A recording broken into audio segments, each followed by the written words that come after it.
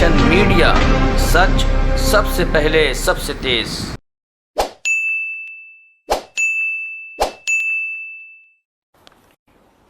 सबको नमस्कार।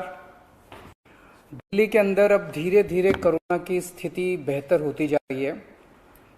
उसी को देखते हुए पिछले हफ्ते से हम लोगों ने अनलॉक करने की प्रक्रिया शुरू की थी। ये ज़रूरी है कि अगर कोरोना की स्थिति बेहतर हो रही है तो अर्थव्यवस्था को वापस पटरी पे लाना भी बहुत ज़रूरी है। पिछले हफ्ते हमने कंस्ट्रक्शन वर्कर्स और फैक्ट्री, ये दो सेक्टर्स खोले थे। पिछले एक हफ्ते से कंस्ट्रक्शन एक्टिविटीज़ और फैक्ट्री दोनों खुले हुए हैं, लेकिन कोरोना की स्थिति अभी कंट्रोल में है।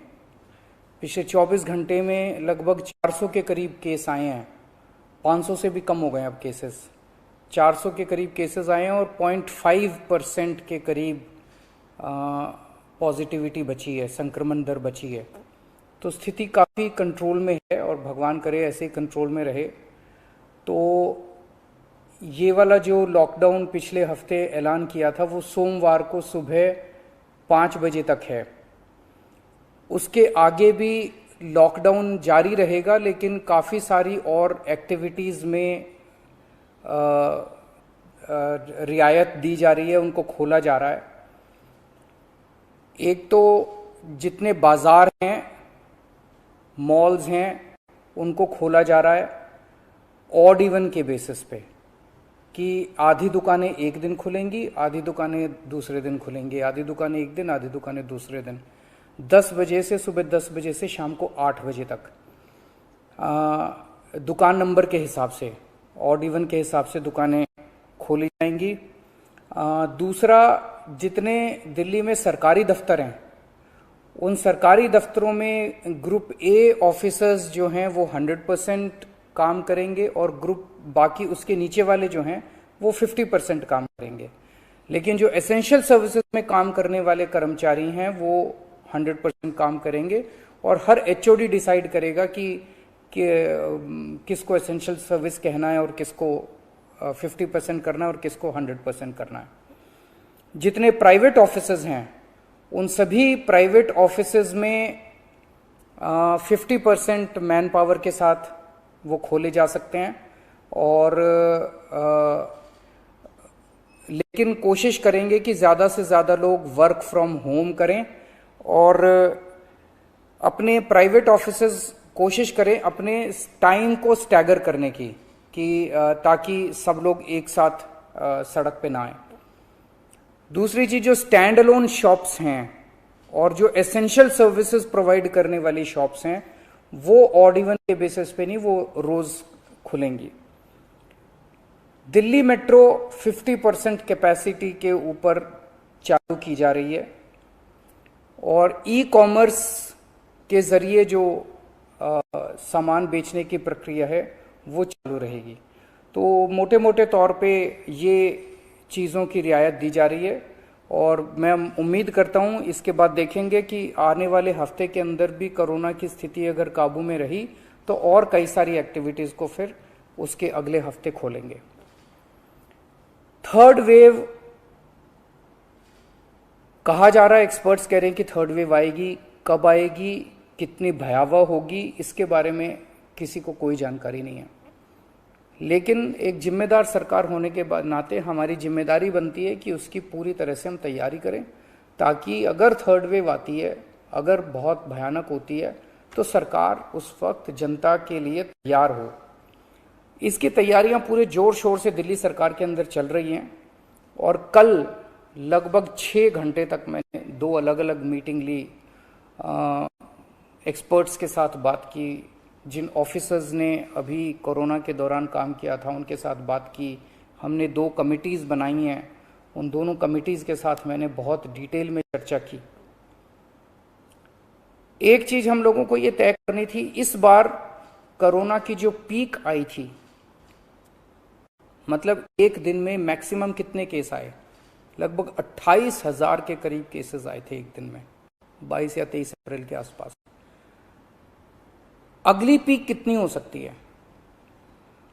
तो ये तय किया गया कि अगली पीक 37,000 एक्सपर्ट्स के साथ बात करके, ऑफिसर्स के साथ बात करके, सबके साथ बात करके कि 37,000 पीक मान के इसकी तैयारी शुरू की जाए।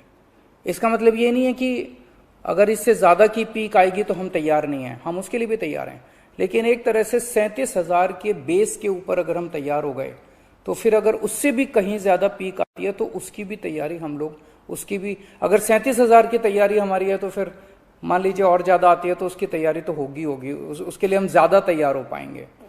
तो 37,000 को एक तरह से बेस माना जा रहा है। 37,000 की पीक की तैयारी के हिसाब से अब सारे कैलकुलेशंस किए जा रहे हैं कि अगर 37,000 की पीक आती है तो कितने बेड्स की जरूरत पड़ेगी, कितने आईसीयू की जरूरत पड़ेगी, कितने उसमें से बच्चों वाले होने चाहिए, कितनी ऑक्सीजन की जरूरत पड़ेगी, ये सारी चीजें, अब कितनी दवाइयों की जरूरत पड़ेगी, ये सारी चीजें अब कैलकुलेट की जा रही हैं। एक पीडियाट्रिक टास्क फोर्स अलग से बनाई गई है। वो पीडियाट्रिक टास्क फोर्स ये तय करेगी कि जितने हमारे ऑक्सीजन बेड्स होंगे उसमें से कितने बच्चों के होने चाहिए, जितने आईसीयू बेड्स होंगे उसमें से कितने बच्चों के होने चाहिए। जो बच्चों के होंगे उसके लिए फिर अलग किस्म का सारा इक्विपमेंट होगा, उसका अलग किस्म के मास्क होंगे, अलग किस्म का ऑक्सीजन का मास्क होगा, उसकी सारी चीजें अलग होंगी। वो पीडियाट्रिक टास्क फोर्स बना दी गई है कल, वो अलग से अपनी तैयारी करके अपनी रिकमेंडेशंस देगी। इस बार ऑक्सीजन की बड़ी कमी हुई थी और ऑक्सीजन की कमी की वजह से हम लोगों ने देखा कि कई बार ऐसे हुआ था जब ऑक्सीजन बेड्स नहीं मिले थे, ऑक्सीजन के लिए काफी संघर्ष करना पड़ा था। अल्टीमेटली अपने को सुप्रीम कोर्ट के इंटरवेंशन के बाद केंद्र सरकार के सहयोग से अपने को ऑक्सीजन मिली, लेकिन जब तक ऑक्सीजन नहीं मिली तब तक दिल्ली में त्राही त्राही मच गई थी। अगली वेव अगर आती है तो हम नहीं चाहते कि इस तरह की दिल्ली के अंदर त्राही त्राही मचे, तो ये तय किया गया, इसकी तैयारी शुरू कर दी गई। 420 टन ऑक्सीजन की स्टोरेज कैपेसिटी तैयार की जा रही है। इंद्रप्रस्थ गैस लिमिटेड से बात की गई है और उन्हें 150 टन ऑक्सीजन प्रोडक्शन का प्लांट, 420 टन ऑक्सीजन तो स्टोरेज कैपेसिटी क्रिएट की जा रही है और 150 टन ऑक्सीजन प्रोडक्शन करने के लिए उनको प्लांट लगाने के लिए कहा गया है। उन्होंने कहा 18 महीने लगेंगे, लेकिन जो भी है शुरुआत कहीं ना कहीं तो अपने को करनी पड़ेगी।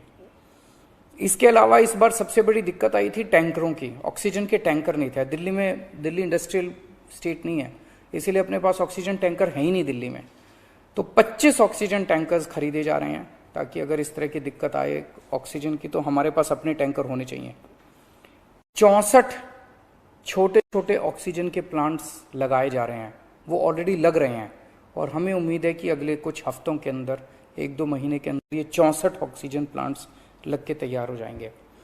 अब ये जो हमने डिसाइड किया कि 37,000 केसेस की पीक के हिसाब से हम काम करेंगे, तो उसके हिसाब से तय किया जाएगा कि कितने ऑक्सीजन बेड्स की जरूरत होगी, कितने आईसीयू बेड्स की जरूरत होगी। उसके हिसाब से फिर तय किया जाएगा कितने ऑक्सीजन सिलेंडर्स की जरूरत होगी। जैसे अभी थोड़े दिन पहले हमने 6,000 सिलेंडर चाइना से इंपोर्ट किए थे, तो और कितने ऑक्सीजन सिलेंडर्स की जरूरत होगी और कितने ऑक्सीजन कॉन्सेंट्रेटर्स की जरूरत होगी।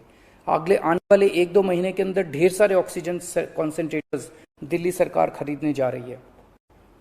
दवाइयों को लेकर 2 अहम निर्णय किए गए। एक तो ये कि इस वेव में ये देखा गया कि व्हाट्सएप खूब तेजी से, व्हाट्सएप के ऊपर दवाइयां खूब तेजी से प्रिस्क्राइब की जा रही थी और उसके ऊपर मतलब बात फैल जाए कि ये दवाई बड़ी अच्छी है तो पूरे समाज के अंदर, पूरे शहर के अंदर, पूरे देश के अंदर उस दवाई की अफरा तफरी मच जाती है।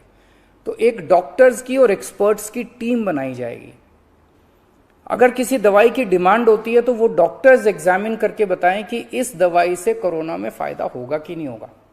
अगर डॉक्टर कहते हैं होगा तो सरकार उस दवाई को मुहैया कराने की कोशिश करेगी, और डॉक्टर अगर कहते हैं कि ये दवाई बिल्कुल बेकार है, इससे कोरोना में कोई फायदा नहीं होगा और लोग इसके पीछे भागना बंद करें, तो जनता को उसके बारे में जागरूक किया जाएगा कि इस दवाई के पीछे भागना बंद कीजिए। एक ये। दूसरा, जो जो इंपॉर्टेंट दवाइयां हैं उनकी लिस्टें बना ली गई हैं, उसका कितना बफर, कितना स्टॉक चाहिए होगा उतना बफर स्टॉक क्रिएट किया जाएगा। एक्सपायरी डेट्स किस दवाई की कितनी है, एक्सपायरी डेट्स को ध्यान में रखते हुए उन सभी दवाइयों का बफर स्टॉक क्रिएट किया जा रहा है, ताकि अगर ज़रूर, और प्राइवेट अस्पतालों के भी आदेश दिए जा रहे हैं कि वो भी अपने बफर स्टॉक्स इस तरह से तैयार रखें ताकि अगर महामारी आती है तो हम उसके लिए तैयार रहें। इसके अलावा 2 जीनोम सीक्वेंसिंग लैब्स बनाई जा रही हैं एलएनजेपी हॉस्पिटल में और आईएलबीएस में, ताकि हमें भी पता रहे कि दिल्ली के अंदर जो भी वेरिएंट आ रहा है वो वेरिएंट कौन सा वेरिएंट है, पुराने वाला है या कोई नया वेरिएंट आ गया है, और हमें इस बारे में क्या एहतियात बरतने की ज़रूरत है, हम एक्सपर्ट से पूछ सकते हैं। तो ये बहुत सारी चीज़ें कल चर्चा हुई, ये कुछ चीज़ें मैंने आपको बताई हैं और आपको यही आश्वासन देना चाहता हूँ कि आपकी सरकार पूरी तरह से 24 घंटे लगी हुई है इसमें। मैं उम्मीद करता हूँ कि अब कोई तीसरी वेव नहीं आनी चाहिए, उसके पहले हम कोशिश करेंगे अपने लोगों को वैक्सीनेट कर दें, लेकिन अगर तीसरी वेव आती है तो लोगों को तकलीफ़ नहीं होनी चाहिए, इसके बारे में हम पूरी कोशिश करेंगे। नमस्कार।